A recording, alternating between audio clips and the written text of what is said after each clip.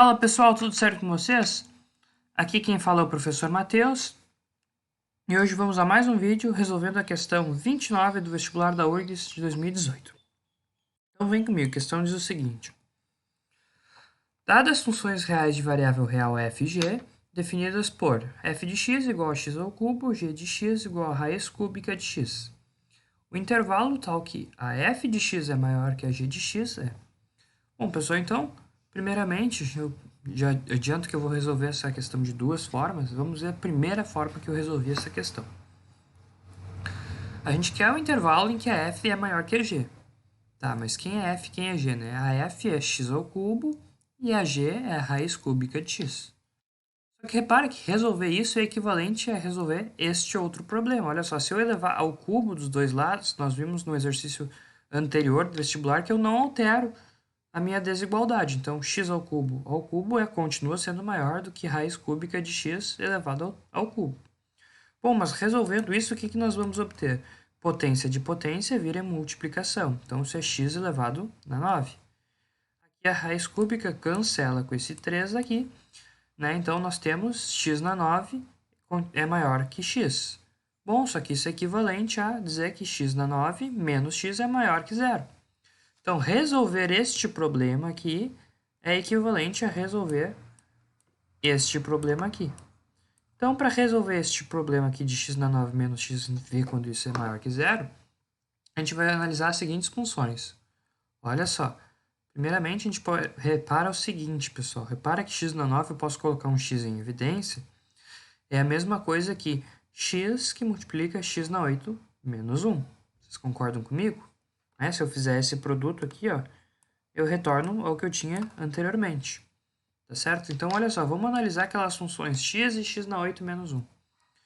Então, a função h1 de x igual a x, que tem a reta, o zero, né, que é a raiz dessa equação,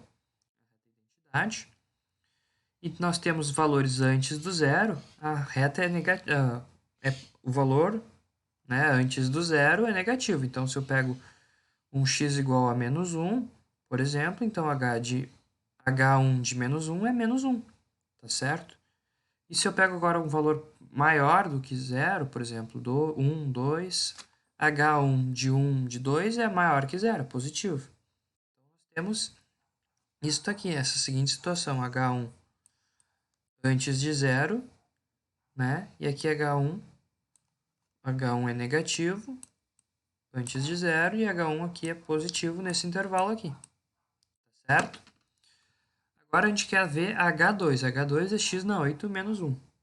Bom, pessoal, essa aqui é a equação é muito semelhante a x ao quadrado menos 1, cujas raízes são 1 e menos 1. Tá certo? Aqui a gente vai ter as raízes também 1 e menos 1. Tá certo? Então, olha só. Então, aqui nós temos as raízes, menos 1 e 1. E o que acontece para caras antes do menos 1?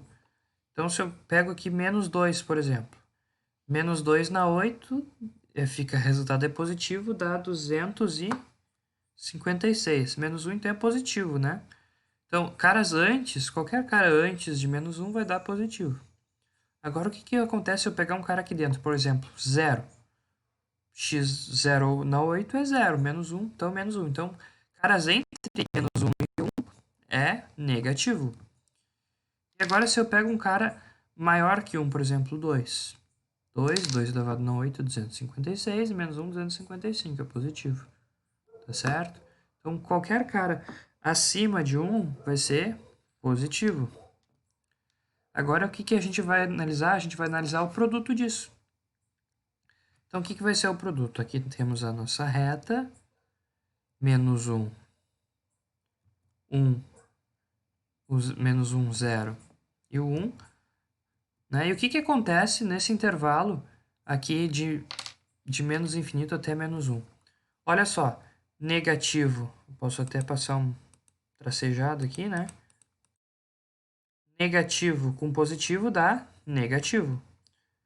Agora de menos 1 a 0, negativo com negativo dá positivo. E agora de 0 até 1, positivo, aqui até posso traçar um tracejado também. Positivo com negativo dá negativo. E agora, para esses caras acima de 1, positivo daqui com positivo dessa dá positivo. Então, portanto, o sinal do polinômio, nós temos que ele é positivo quando o x pertence a esse intervalo aqui, de menos 1 até 0, ou quando ele pertence a esse outro intervalo, de 1 a mais infinito. Então, portanto, quando a f é maior que a g, é quando x pertence a esse intervalo aqui, de menos 1 a 0, união com 1 a mais infinito. Certo? Então, a alternativa correta é a letra E. Outro jeito de você pensar seria fazendo os gráficos aqui, só vou dar uma ideia. Né? O que é o gráfico de x ao cubo? É esse gráfico em azul aqui, tá certo? E aqui o gráfico da raiz cúbica de x, esse gráfico em vermelho aqui.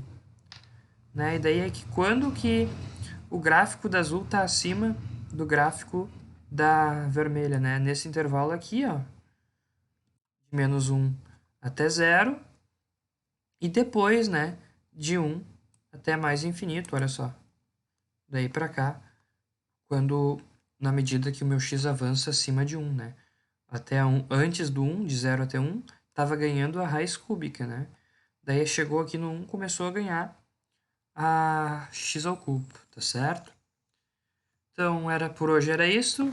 Muito obrigado pela atenção, se cuidem, um forte abraço e até a próxima.